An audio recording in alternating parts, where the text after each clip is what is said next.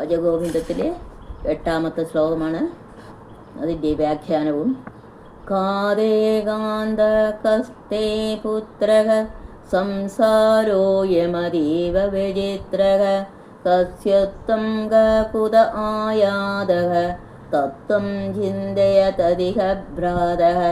കാതേകാന്തകസ്തേ പുത്രഃ സംസാരോയമതീവ വിചിത്രഃ കസ്യത്വം കൃത ആയാതഃ തത്വം ചിന്തയതതിഹ ഭ്രാതഃ. ഭജ ഗോവിന്ദം ഭജ ഗോവിന്ദം ഗോവിന്ദം ഭജ മൂഢമതേ. കാതേ കാന്ത, ആര് നിന്റെ ഭാര്യ? കാത്തേ പുത്രം, ആരാ നിന്റെ പുത്രൻ? അയം സംസാര അതീവ വിചിത്രം, ഈ സംസാരം അത്യന്തം വിചിത്രം തന്നെ. ത്വം കസ്യ, നീ ആരുടെയാണ്? ത്വം കാ, നീ ആരാണ്? ത്വം കുത ആയതഃ, നീ എവിടുന്നാണ് വന്നത്? ഭ്രാതഃ തത് തത്വം ഇഹ ചിന്തയ, ഹേ സോദര, ആ തത്വത്തെക്കുറിച്ച് ഇവിടെ ചിന്ത ചെയ്യൂ. ഗാർഹസ്ഥ്യ ജീവിതവും ഭാര്യാഭർത്തൃബന്ധവുമെല്ലാം മനുഷ്യൻ്റെ വളർച്ചയിൽ ഗണ്യമായ പങ്കു വഹിക്കുന്നുണ്ടെന്ന വസ്തുതയെ ആരും നിഷേധിക്കുന്നില്ല. സങ്കുചിതമായ സ്വാർത്ഥചിന്ത ഇല്ലാതാക്കാൻ അവ അയാളെ സഹായിക്കുന്നു എന്നത് ശരി തന്നെ. എങ്കിലും അവയ്ക്ക് അവയുടേതായ പരിമിതികളുണ്ട്. ഗൃഹസ്ഥാശ്രമം കൊണ്ട് എല്ലാമായി എന്ന് ധരിച്ചു പോവരുത്. സ്നേഹാദരങ്ങളാൽ പരസ്പര ബദ്ധരായി ഭാര്യാഭർത്താക്കന്മാർ എന്ന നിലയിലുള്ള സ്ത്രീ പുരുഷന്മാരുടെ ദാമ്പത്യ ജീവിതത്തിൽ നിന്നും മാതാപിതാക്കൾ എന്ന മഹത്തരമായ പിൽക്കാല ജീവിതത്തിൽ നിന്നും ഇരുവർക്കും വളരെയേറെ പഠിക്കാനുണ്ട്. ഹൃദയ ഐക്യമുണ്ടെങ്കിൽ ഗാർഹസ്ഥ്യ ജീവിതം കൊണ്ട് ദമ്പതികൾക്ക് വേണ്ട പക്വത കൈവരിക്കാൻ കഴിയും. പക്ഷേ അന്യോന്യമുള്ള വിവേകശൂന്യമായ ആസക്തി അനുഗ്രഹത്തിന് പകരം ശാപമായി ഭവിക്കുകയാണ് ചെയ്യുന്നത്. ദമ്പതികൾ ഗാഠമായ ഹൃദയ ഐക്യത്തിൽ വർത്തിക്കണമെന്നു തന്നെയാണ് ഹൈന്ദവ ശാസ്ത്രങ്ങൾ അനുശാസിക്കുന്നത്. പക്ഷേ ഇണകൾ തമ്മിൽ ഒട്ടിപ്പോവരുത്. ഇവർക്കും ഇടയിൽ അല്പം വിടവ് വേണം. ആപത്കരമായ അഭിനിവേശം പരസ്പരം പാടില്ല എന്ന് ആചാര്യന്മാർ പ്രത്യേകം ഊന്നി പറയുന്നുണ്ട്. നാനാവിധത്തിലുള്ള പരീക്ഷണങ്ങൾക്ക് വിധേയനായി തീർന്ന് വേണ്ട പക്വത നേടി വളർന്ന് വികസിക്കാൻ മനുഷ്യനെ സഹായിക്കുന്ന ഒരു പരിശീലന കേന്ദ്രമാണ് ഗൃഹം. എന്നാൽ ദാമ്പത്യ ജീവിതം തന്നെ ജന്മസാഫല്യം എന്ന് ധരിച്ചു പോവരുത്. നിസ്സംഗഭാവത്തിൽ വേണം വീട്ടിൽ ജീവിക്കാൻ. ജീവിത വിദ്യാലയമാണ് വീടെന്നോർക്കുക. അതാണ് എല്ലാം, അതിനപ്പുറമൊന്നുമില്ല എന്ന് കരുതരുത്.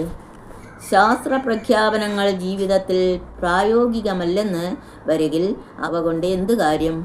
അപ്രായോഗികമായ ആദർശങ്ങൾ അവ എത്ര തന്നെ ആകർഷങ്ങളാണെന്ന് വരികിലും ഉൾക്കൊള്ളുന്ന തത്വചിന്തയ്ക്ക് ജനങ്ങളെ സേവിക്കാനോ സംസ്കാരത്തെ സ്വാധീനിക്കാനോ സാധ്യമല്ല തന്നെ. ഗൂഢാനുരാഗത്തിൽ ഒന്നായി ചേർന്ന് വേർപിരിയാൻ വയ്യാതെ അമിതമായ കുടുംബ ആസക്തിയിൽ ആണ്ടുപോവുക എന്നത് ദമ്പതികളുടെ വിധിയായി തീർന്നിരിക്കുന്നു.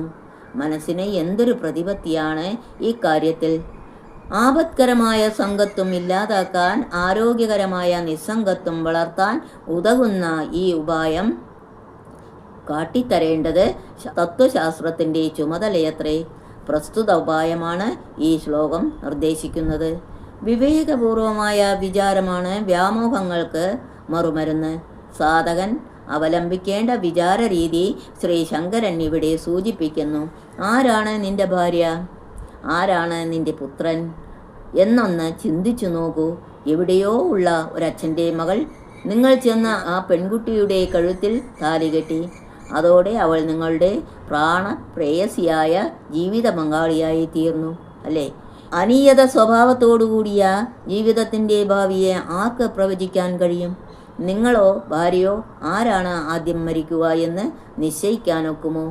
നിങ്ങളാണ് ആദ്യം പോകുന്നതെങ്കിൽ അവൾ ഒരു വിധവയായി ജീവിക്കേണ്ടി വരും.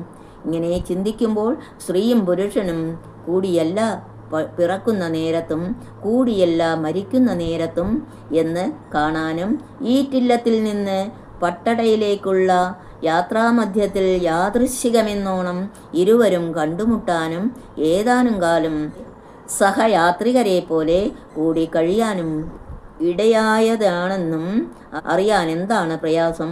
പരസ്പരം സ്നേഹിച്ചുകൊണ്ടും പരിചരിച്ചുകൊണ്ടും ഒന്നിച്ച് കുറേ നേരം യാത്ര ചെയ്യുന്നവർ അവരവർക്ക് എത്തേണ്ട സ്റ്റേഷനിലെത്തിയാൽ യാത്ര പറഞ്ഞ് പിരിഞ്ഞു പോകും. ഇതുപോലെയല്ലേ ദമ്പതികൾ തമ്മിലുള്ള ബന്ധവും? ഇങ്ങനെ ചിന്തിച്ചാൽ ലോകത്തിൽ പ്രിയജനങ്ങളോട് ഏതു നിലയിലുള്ള ബന്ധമാണ് പുലർത്തേണ്ടത്?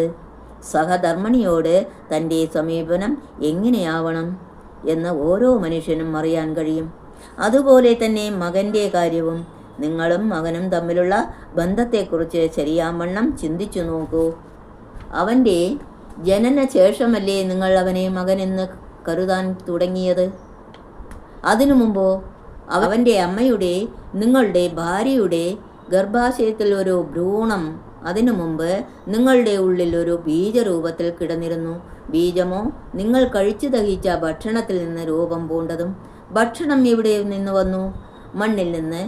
ഒരു മണ്ണ് രൂപാന്തരം പ്രാപിച്ച് വിവിധ ഘട്ടങ്ങളിലൂടെ ഫലമായി, ഭക്ഷണമായി, ബീജമായി, ഭ്രൂണമായി, ശിശുവായി നിങ്ങളുടെ മകനായി തീർന്നിരിക്കുന്നു. മണ്ണിൽ നിന്നാണ് ഇവയൊക്കെ ഉണ്ടായത്. അതിനാൽ മണ്ണിൻ്റെ രൂപാന്തരം തന്നെ നിങ്ങളുടെ മകൻ അല്ലേ?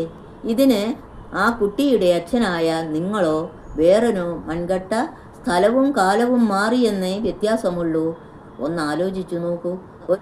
ഒരു മൺകട്ട മറ്റൊരു മൺകട്ടയെ സ്വന്തമെന്ന് കരുതി ആസക്തനായി ചമയുന്നു. വിചിത്രം! അഹോ, മായാവ്യാമോഹത്തിൻ്റെ ശക്തി അത്ഭുതം തന്നെ. വിചാരശൂന്യന്മാർക്ക് മാത്രമേ സംസാര ജീവിതത്തിൽ പ്രിയം തോന്നൂ. ലൗകിക ബന്ധങ്ങളെക്കുറിച്ച് വിവേകപൂർവം വിചിന്തനം ചെയ്യൂ. ഞാൻ ആരുടെയാണ്? ഏതൊരു ദ്രവ്യശക്തിയാണ് എൻ്റെ ഉണ്മയ്ക്ക് ആധാരം?